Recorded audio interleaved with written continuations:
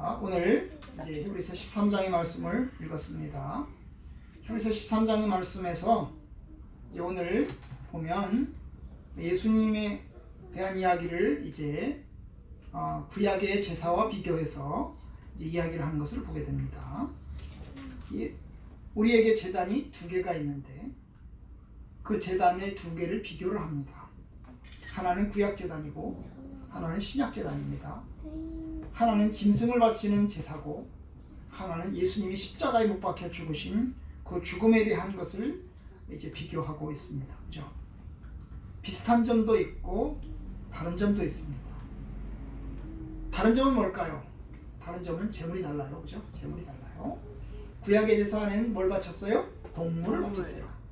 근데 신약의 제사는 뭘 바쳤어요? 예수님이 자신이 십자가의 죽으심을 통해서 자기 자신을 바쳤어요. 그죠? 바쳤어. 그럼 같은 점은 뭘까요? 같은 점은 뭘까? 같은 점은 피를 흘렸다는 거겠죠. 그죠? 피를 흘려서 죽으셨다는 거. 죽었다는 거. 또 같은 점이 뭘까요? 여기 오늘 말씀에서 중요한 게 있는데 성문 밖에서 죽었다는 거. 왜 성문 밖에서 죽었다는 거. 그게 중요합니다. 동물 제사에서도 이 동물을 어디서 불태웠다고? 산. 성문 밖에서 불태웠다고. 사람들이 모여있는 마을 밖에서 불태웠다고. 물론 여기서 말하는 이 마을 밖에서 불태운 제사는 모든 제사가 아니에요. 모든 동물 제사에서 그런 게 아니고 특별히 속죄제 제사에서 그랬어요. 대운의 제사는 제단 옆에서 불태웠어요. 예를 들면 번제는 제단 옆에서 불을 태웠어요. 그죠? 그러니까 이 번제단은 성막에 바로 붙어 있는 거예요. 그런데 이 속죄제 제사는 어디서 불을 태웠어? 성 밖에서. 그럼 뭘 불을 태웠을까? 동물을 잡아가지고 피를 받아서 피는 성소에 들어가서 피를 뿌리고 그 다음에 뭘 불을 태웠어? 껍질하고 껍데기하고 동물의 껍데기하고 그 다음에 고기 살코기하고 그 다음에 거기에 내장하고 그 다음에 똥하고 이런 것을 성문 밖에 나가서 불을 태웠어요. 왜 성문 밖에 나가서 불을 태웠을까? 더럽다고 생각해서 부정하다고 생각해서 성문 밖에 나가서 불을 태웠어요. 그런데 사도는 예수님의 죽으심도 구약 짐승의 죽음처럼 이제 바쳐졌음을 이야기합니다. 오늘 12절에 보면 예수님이 어디서 죽으셨다고? 성문 밖에서. 12절에 보면 성문 밖에서 고난을 받으셨느냐. 성문 밖에서. 여기서 성문은 어딜까? 예루살렘 성 밖에 골고다를 얘기할 거예요. 그죠? 골고다. 그러니까 골고다, 갈보리 언덕이라고 그러는데 이 골고다는 예루살렘 성 밖에 있었겠죠. 그죠? 있었습니다. 성 밖으로 예수님을 끌고 나가서 거기서 십자가에 박혀 죽었습니다. 물론 지금 이스라엘의 예루살렘은 워낙 크기 때문에 옛날 예루살렘보다 지금 예루살렘이 훨씬 크기 때문에 지금 예루살렘에는 이 골고다가 성 안에 있을까요? 성 밖에 있을까요? 예루살렘 성 안에 있어요. 지금 예루살렘 성 안에 있어요. 그러니까 구도시가 있고 신도시가 있는데 구도시 밖에 있는데 신도시 안에 있다는 거예요. 신도시 안에. 그러니까 예루살렘 성의 성벽 밖에 예수님을 거기서 죽였습니다.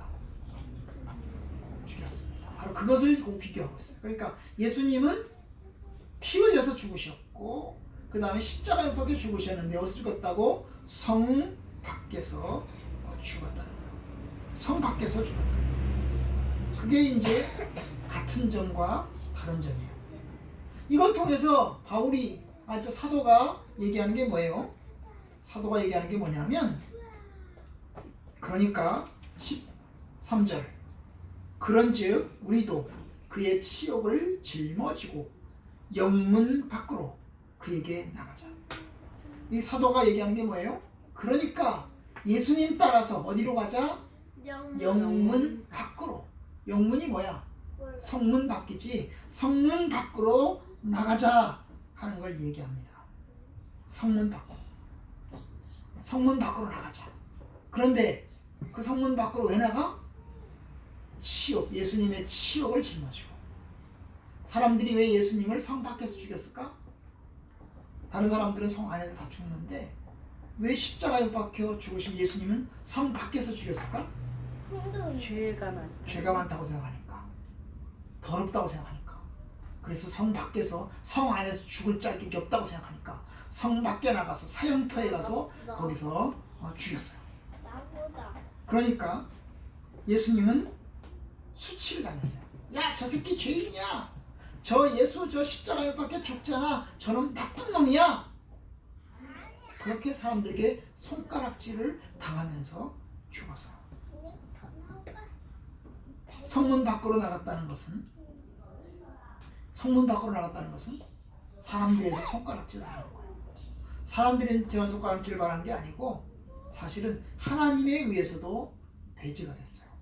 왜냐하면 하나님은 구약의 제물들을 바칠 때 어디서? 성 밖으로 나가라고 했어요. 왜? 더러우니까. 마찬가지로 예수님도 사람들의 죄를 짊어지고 성 밖에 골고다로 끌려가셔서 거기서 죽으셨다. 사람들에게는 멸시받고 손가락질 당하는 부정한 죽음을 죽으신 것입니다. 그런데 사도는 우리에게 그걸 이야기합니다. 그러니까 우리도 예수님의 치욕을 짊어지고 그리고 영문 밖으로 나가자. 밖으로 나가자. 이게 사도의 권고입니다. 그러니까 예수님처럼 무시당하고 예수님처럼 손가락질 당하고 예수님처럼 치욕당하는 것을 부끄럽게 생각하지 말자는 거죠. 고난받는 성도들이 하는 이야기입니다. 우리가 사람들에 의해서 손가락질 당하고 또 뭐요? 고개를 설레설레 흔들면서 저 새끼들 나쁜 놈이야 그러면서 욕을 떠는데 그걸 두려워하지 말자. 사도 바울도 그의 서신에서 자기 자신의 처지를 사람들의 손가락질 당하는 처지를 이야기했습니다. 사람들에 의해서 손가락질 당하고 사람들에 의해서는 고개를 설레설레 흔들면서 무시당하는 자기의 처지를 이야기했습니다. 바로 우리도 그 길을 걸어갈 겁니다. 그런데 또 있어요. 뭘 또 있어요? 14절. 우리가 여기에는 영구한 도성이 없으므로 장차 올 것을 참나니. 자, 이것은 13절에 관한 연관 설명이에요. 우리가 성문 밖으로 나가자 그랬어. 예수님의 치욕을 짊어지고 성문 밖으로 나가자 그랬어. 성문 밖에는 사람들이 있어요? 없어요. 성 밖에는 사람이 있어요? 없지요. 성문 밖에는 광야예요. 광야예요. 이 성 안에가 사람들이 있습니다. 사람들이 있어요. 그런데 사람들이 살고 있는 이 도성은 그런 놀라운 게 있어요. 뭐예요? 영구한 도성이 없다는 거예요. 영원한 성이 없다는 거예요. 영구하다는 말은 영원하다는 거예요. 영원하다. 도성, 사람들이 살고 있는 도성, 영원한 도성은 없다는 거예요. 그러니까 우리는 어디를 찾는다고요? 장차 올 것을 찾는다는 거예요. 참, 그러니까 성 밖으로 나가는 것이 창피가 아니에요. 영문 밖으로, 성 밖으로 그의 치욕을 짊어지고 예수님 따라 나가는 것이 치욕이 아니에요. 예수님도 사람의 손가락을 다듬으면서 십자가에 못 박혀 죽으셨지만, 그러나 예수님도 그 치욕이 영원한 치욕이 아니었어요. 그렇죠? 영원한 치욕이 아니었어요. 그것은 잠깐이었어요. 손가락질 당하는 것은 잠깐이었고, 그에게는 부활이 있었고 영광스러운 하나님의 아들로 인정되셨습니다. 이 말씀을 읽으면서 무슨 생각이 나냐면 철로 역정 생각이 났어요. 우리가 여기서는 영구한 도성이 없으므로 장차 올 것을 찾나니. 장차 올 것을 찾나니. 장차 올 것이 뭘까요? 하늘 도성이지, 하늘나라예요. 하늘나라. 이 세상에서 우리가 영원한 성이 아니니까 우리는 이 성에서 머무르지 않고 어딜 간다고요? 하늘나라인 영원한 도성인 장차 올 것을 찾아간다는 거예요. 찾아간다는 거예요. 그게 이제 우리 신자들에게 예수님과 함께 도성 밖으로 나가는 것이 한편으로는 치욕이 아니고 우리의 소망이라고 하는 것을 보여주는 겁니다. 여러분, 구약에 나오는 아브라함과 이삭과 야곱은, 그리고 예수님과 바울까지 모두 공통점이 있습니다. 그 공통점은 이 땅을 영원한 도성으로 생각하지 않았다는 겁니다. 그들은 그들에게 있어서 세상은 나그네의 길이었습니다. 그들은 모두 다 하나님의 나라를 바라보았고 하늘의 도성을 향해서 걸어갔습니다. 우리도 마찬가지입니다. 하늘의 도성을 향해서 걸어가야 됩니다. 걸어가면서 뭘 해야 될 거냐? 걸어가면서 뭘 해야 될 거냐? 15절. 그러므로 우리는 예수로 말미암아 항상 찬송의 제사를 하나님께 드리자. 이는 그 이름을 증언하는 입술의 열매이다. 자, 이것도 역시 14절하고 연결돼요. 그죠? 14절하고 연결돼요. 신자들이 하늘나라를 바라보면서 살기 때문에 뭘 해야 된다는 거예요? 찬송의 제사를 드리자는 거죠. 고난 중에서 예수님의 십자가 때문에 당하는 성도들의 고난을 불편해하지 말고 찬송하자는 이야기입니다. 사실 성도들이 바칠 제사는 찬송의 제사입니다. 이 땅에서는 비록 핍박이 있고 성 밖으로 끌려가는 수모를 당하고 예수님과 같이 십자가에 못 박혀 죽지만, 그러나 예수를 따르는 길은 감사하고 찬송할 만한 것입니다. 왜요? 하늘 도성을 향해서 바라보고 나가기 때문입니다. 예수님도 수치를 당하셨지만 우리도 수치를 당합니다. 그런데 그것은 부끄러운 일이 절대로 아닙니다. 왜냐하면 주님께서 그 길을 걸어가셨고 그리고 승리하셨기 때문입니다. 우리가 예수를 따르게 된 것을 감사해야 됩니다. 예수의 길에 이르게 된 것을 감사해야 합니다. 나 같은 사람을 예수님 따르는 길에 세워주신 것을 감사해야 됩니다. 결국 고난을 수치로 생각하지 말고 부끄러움을 생각하지 말고 찬송하자 그 말이죠. 예수를 따르는 것을 축복으로 생각하고 예수를 따르게 된 것을 감사함으로 생각하고 그리고 찬송의 제사를 드리자는 겁니다. 이제 한 가지 더 말씀드리겠습니다.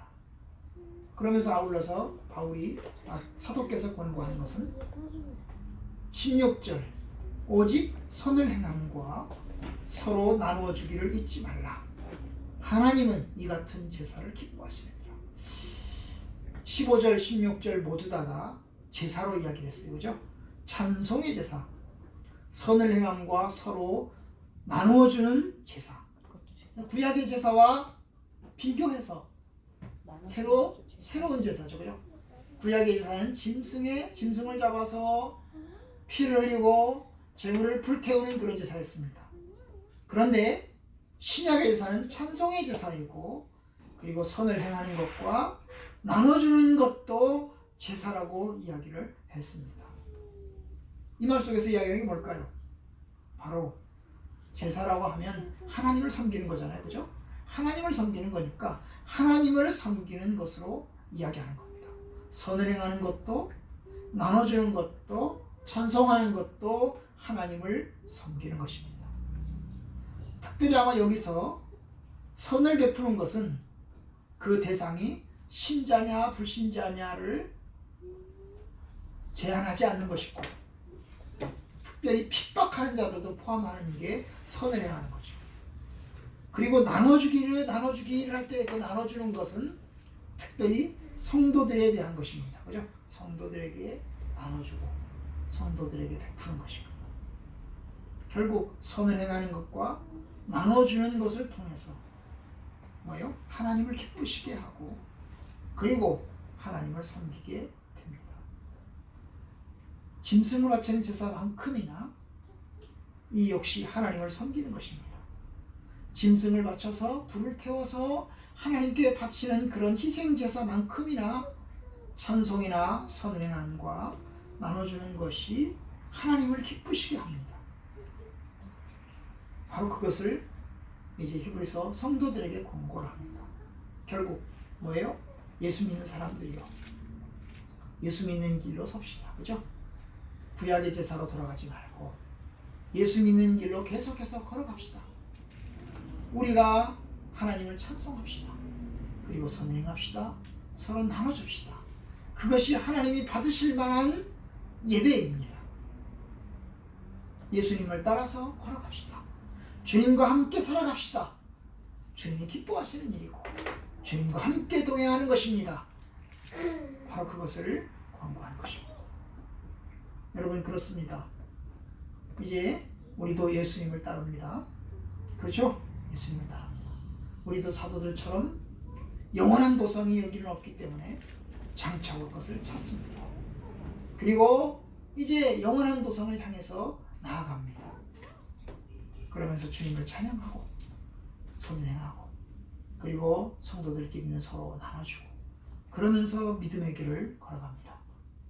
저와 여러분들이 고난 중에 하나님을 찬송하고 또 하나님을 따르는 길을 계속해서 걸어갑시다. 중간에 포기하지 말고 믿음 생활 잘 감당합시다.